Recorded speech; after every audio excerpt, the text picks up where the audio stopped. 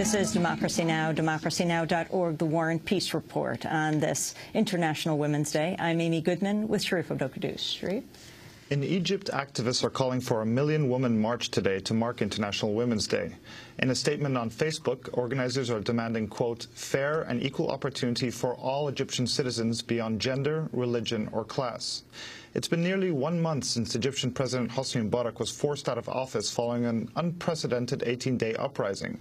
Millions took to the streets of Egypt in a peaceful popular protest against the Mubarak regime. In Cairo, Tahrir Square became the epicenter of the revolution, with hundreds of thousands of Egyptians from all walks of life gathering to call for the ouster of the regime. Among them was the Egyptian writer Ahdaf Soueif. Ahdaf, who writes primarily in English, is perhaps best known for her novel The Map of Love, which was a finalist for the Booker Prize in 1999 and has sold over 1 million copies. Ahdaf Soueif is a guest on Democracy Now! Several times during the Tahrir uprising, the 18 days that rocked the world. The last time we spoke to her was February 11th, moments after Hosni Mubarak stepped down. She spoke to us from her home in Cairo. I'm just completely overwhelmed. I'm just trying to kind of, write my copy for tomorrow's article, but I can hardly breathe. You can hear all the joy cries. The phones just won't stop ringing. People just saying congratulations. When I first I thought I have seen 2 women in Tahrir Square sort of fully pregnant and waiting to deliver, and they've been saying, when it comes, and I will call my daughter Liberty. And my first thought was that they should now have their babies. Oh boy, it's not over. We have to be careful. We have to really sort of, the work begins now. Ahdaf Soueif joins us now in our studio here in New York. She's here to deliver the Edward Said Memorial Lecture at Columbia University tonight. Ahdaf, thank you very much for joining us. Amy, it's a great pleasure. Well, do you remember that moment when you had just heard talking about those 2 pregnant women who can now deliver their babies in freedom? Yeah. No, it was amazing. It was an amazing night. I mean, it was an amazing 18 days. And then it was an amazing night. And what really also stays with me is that there were 3 very specific chants that went up immediately. And the first one was, lift your head up high, you're Egyptian. And the second one was, everyone who loves Egypt, come and help build Egypt. And the third was, we'll get married, we'll have kids. And that just sort of, the aims of the people. And what did it mean in Tahrir? You were there almost every day. From the day you arrived, I saw you there every day. And it was like a revolutionary republic in there. It was a different Egypt, very different from the one outside on the streets of the rest of Cairo. Talk about this kind of new kind of Egypt that was created during these 18 days. Well, I think that what happened, and this isn't just me, because at one point, you start thinking that maybe you were having visions, or you were, but everybody who talks about it talks in the same terms, that it was people were rediscovering themselves and each other. It was as though everybody had been locked in solitary in a small little dark box, and told to be afraid of everything else, and sort of, rattled from time to time, and you'd opened the box and stepped out and found that everything was great. There was light, there were other people. And what happened was that almost overnight, a civic space was created in Tahrir Square that was the ideal space, that one imagined, that everybody imagined how the country should be, or how any country should be. People were kind of like really careful of each other. People were overly courteous. People were picking up rubbish. People were bringing things to offer. It very soon became that you didn't go to Tahrir without something to offer, whether it was cookies, whether it was your effort, whether it was water, whether it was medicines for the field hospitals. In other words, everybody was finding the best in themselves and putting it forward. And that was just incredible. Did you see this coming? We have seen something coming for at least 10 years. it's been like things can't go on as they are, the country's simmering, the country's boiling, and there have been protests, almost continuous protests since 2003, and rising in tempo and momentum for the last 2 years. However, it still took us all by surprise because the movement has been very slow. And also, we've kind of dreaded, I mean, the common wisdom was that when it came, it would be such an eruption. It would be sort of mobs and masses, and it would be violent and destructive, and there would be a lot of anger in it. And it would be Islamist. Either that, you know, or it wouldn't be an Islamist mob. Do you see what I mean? It would be either an Islamist kind of revolution or takeover, or it would be, you know, sort of something really like what happened in the 70s. And the fact that it happened the way it did took us by surprise, and the fact that it happened when it did.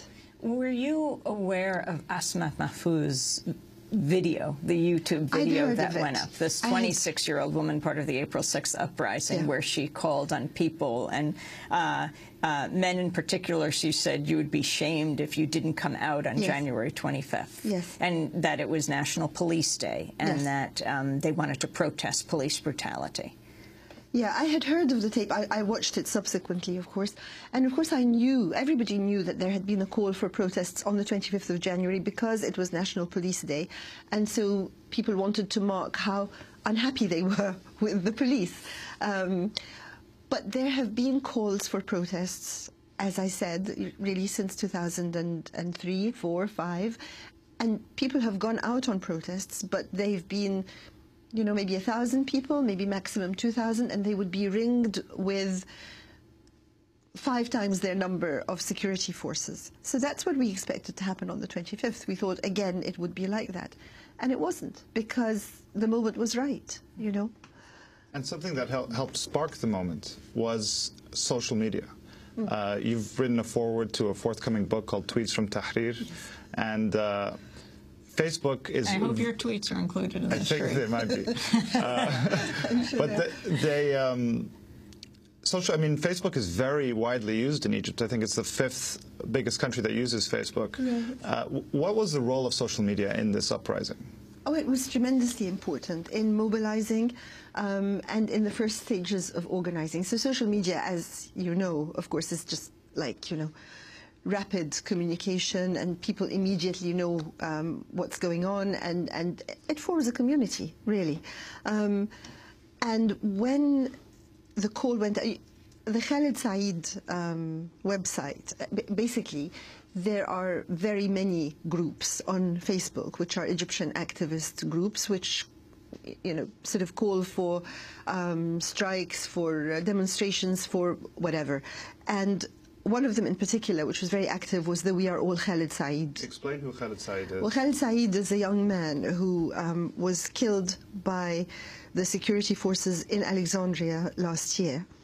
And he was not an activist. And that was really his great strength, because he became a kind of everyman. Until then, people who were on the sidelines could easily say that people who were dragged away and kidnapped and tortured and ill-treated by the regime kind of knew they had it coming because they were activists, because they were politically dissident and against the regime. But Khaled Said wasn't. He was a young man who happened to be in possession of a video, which many people were in possession of, which showed police dealing narcotics, basically. And he was killed in the street by two security, coming out of an internet cafe, right? Coming out of an internet cafe, exactly. And so that really became a touchstone. And the picture of his broken face was there was a before widely. And after, right.